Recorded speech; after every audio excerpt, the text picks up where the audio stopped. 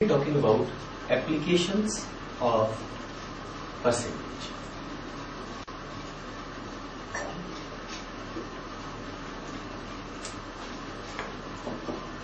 Let us begin with, first of all, the simplest example here. Salary of A is 75% of salary of B. Salary of A increased by 40%, but salary of B increased only by 10%. We have to find out finally whose salary is more and by what percent. Now to solve this question, what we can do, सबसे पहले हम एक आसान चीज ले लें कि से B की सैलरी है 100. अगर B का सैलरी 100 है तो A का सैलरी 75% होगा. 100 का 75% होता है 75. Now salary of B increases by 10%. 100 का 10% होता है 10. तो इंक्रीज होने के बाद B का सैलरी हो जाएगा 110.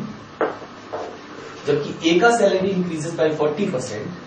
तो हम 75 का 40% निकालेंगे, which is 40 by 100, 2 by 5, 5 15 जा, 15 2 जा 30. तो ये 75 प्लस 30 मिलके 105 हो जाएगा. तो B का सैलरी है 110 और A का सैलरी है 105. अगर अभी क्वेश्चन पूछा जाता है whose salary is more, definitely we can say salary of B is more and by what percentage. हम कहेंगे B का सैलरी ज्यादा है by 5 upon 105 into 100 by 21, approximately we will say 4.8%. So this is the simplest question that can be asked in the first category. Look at another example.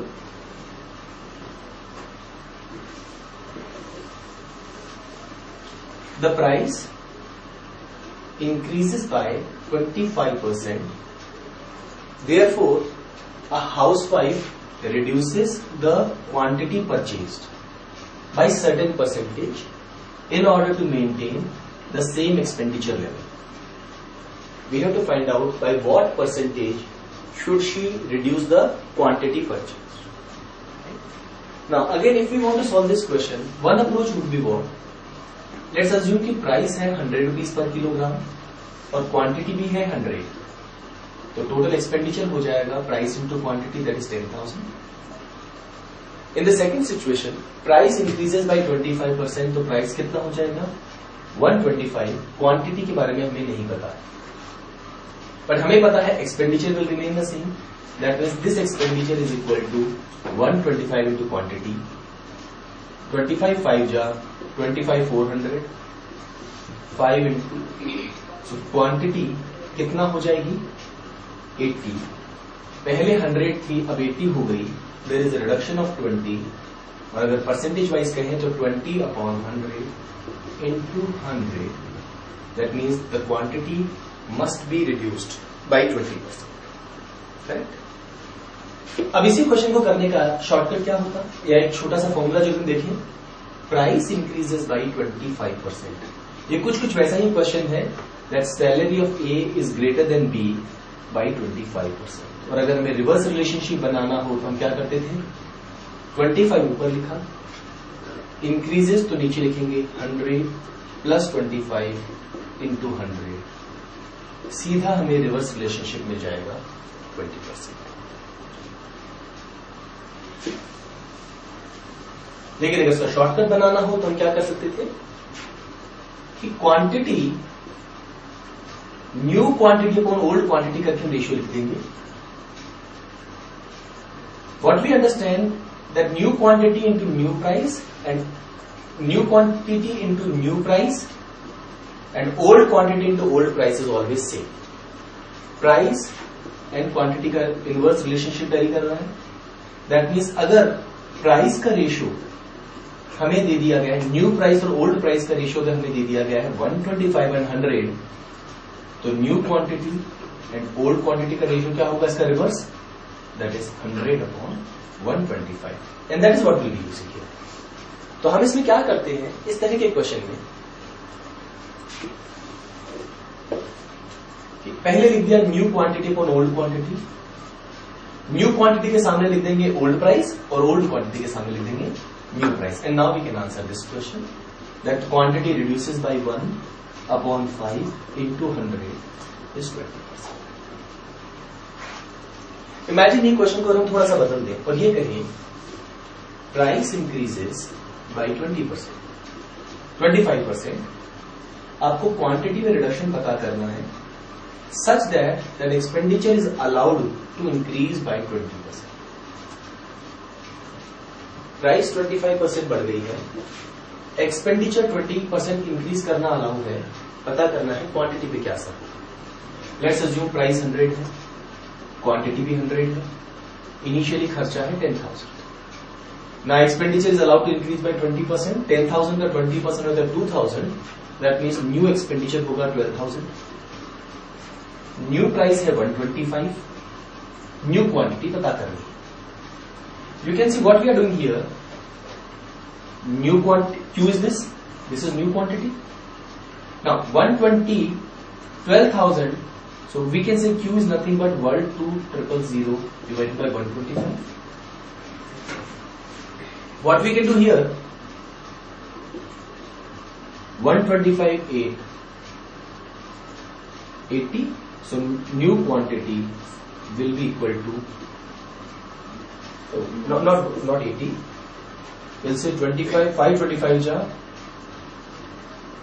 2400, this will come out to be 96।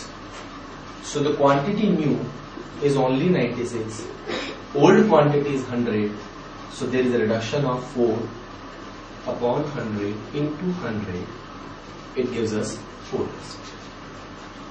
एक तरीका ये, पर इसी question को अगर हम जल्दी करना चाहें तो यहीं से ही हमें क्यों मिल रहा है क्या, से हमने न्यू क्वांटिटी निकालने के लिए क्या किया, 12,000 upon 125। What is this here? You can see 12,000 is nothing but 120 into 100.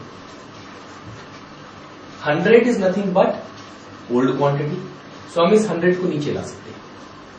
तो समझने के लिए हम क्या कहेंगे कि न्यू क्वांटिटी और ओल्ड क्वांटिटी का रेशियो निकालना है।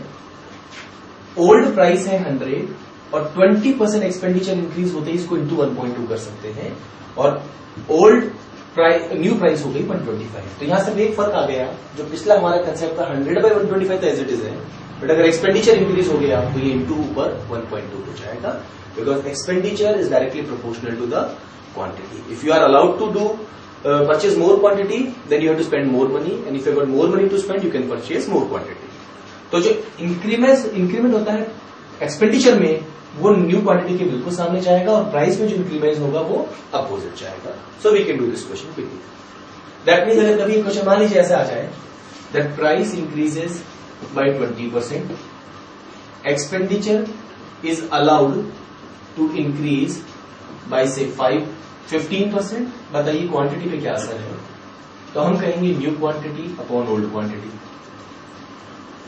New old price 100, new price is 120, 20% बढ़ गया, एक्सपेंडिचर 15% बढ़ गया into 1.15, so this will become 25 jar 26 jar, and we can solve it 575 upon 600। So what has happened to the new quantity, it has decreased by 25 upon 600 into 100, we'll say 1/6% का क्या होना चाहिए, new quantity में reduction होना चाहिए। right? तो ये जितने भी क्वेश्चन होते हैं इस कैटेगरी के, वो हम इस तरह से डील कर सकते हैं।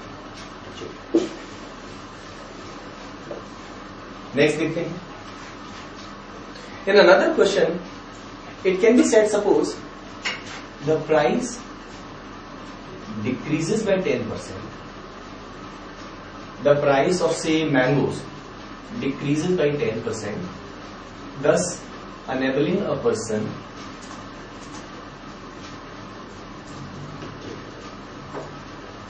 to buy 10 more oranges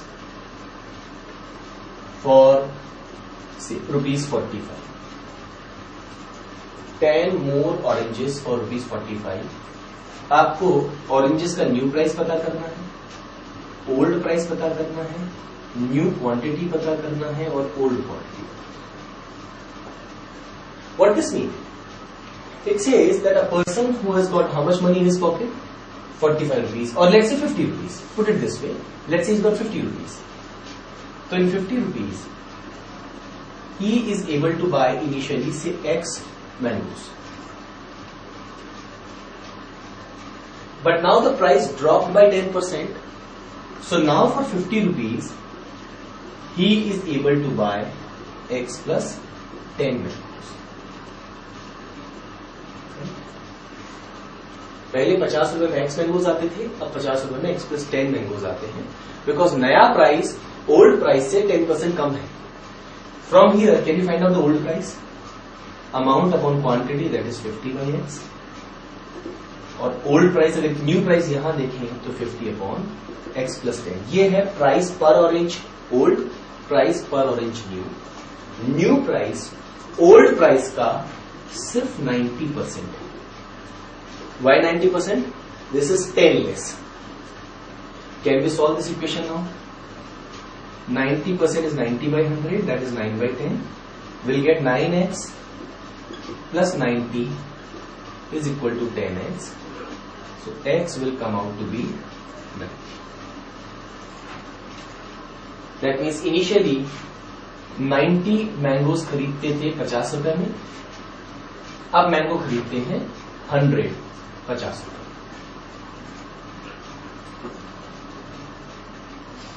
So that shows that the price has dropped. पहले प्राइस थी 90 by 50, 50 by 90 rupees per orange, और अब प्राइस हो गई है 50 by 100 रुपीज पर ऑरेंज. अब इसी क्वेश्चन को अगर हम जल्दी करना चाहें तो कैसे करेंगे? What do you find out कि इस आदमी की जेब में 50 रुपए है, price drop by 10%. That means अगर वो उतने ही मैंगोज खरीदना चाहे जितने पहले खरीदता था तो उसे 10% पैसा कम देना है. 50 का 10% होता है 5 rupees. That means he will save 5 rupees. But rather than saving 5 rupees, what this person is doing, he is buying more oranges. And in a new situation, 5 rupees में he is able to buy 10 mangoes, not oranges, sorry. He is able to buy 10 mangoes. That means 1 रुपए में he is able to buy 2 mangoes. यानी mangoes की अभी जो price है वो है 50 पैसे पर मैंगो. 50 रुपए में कितने मैंगो खरीदता है अभी? 100. पहले 50 रुपए में कितने खरीदता था? 90. 10 लेस. तो प्राइस पर मैंगो क्या थी? 50 by 90 रुपीज में, और अगर 100 से मल्टीप्लाई कर दें तो 500 by 99, it will come out to be 55.55 पैसे पर mango. So this is another approach of dealing with such questions. Look at another question here. There is a container which has got say 130 liters of water. Okay, जिसमें 50% salt है, 15% salt है. Now from this salty water, some of the water was evaporated. हमें वो quantity नहीं पता, कुछ water evaporate हो गया, एंड आफ्टर इवेपोरेशन अब सॉल्ट का स्ट्रेंथ उस कंटेनर में 20% हो गया. We have to find out कि कितना वाटर इवेपोरेट हुआ है. So what we understand in this question, evaporate जो होगा वो होगा वाटर, सॉल्ट नहीं इंक्रीज होगा. तो इस कंटेनर में जो कि सॉल्टी वाटर है वहां दो चीज है, एक है salt which does not evaporate और दूसरा क्या है? Water that evaporates. स्ट्रेंथ बदल जाती है क्योंकि पहले 15% था आउट ऑफ 130, अब वाटर निकल गया तो टोटल क्वांटिटी सॉल्ट की कितनी रहेगी? Out of some quantity. तो कैसे पता करें? Let us assume that the water जो इवेपोरेट हुआ है वो है x लीटर. तो पहले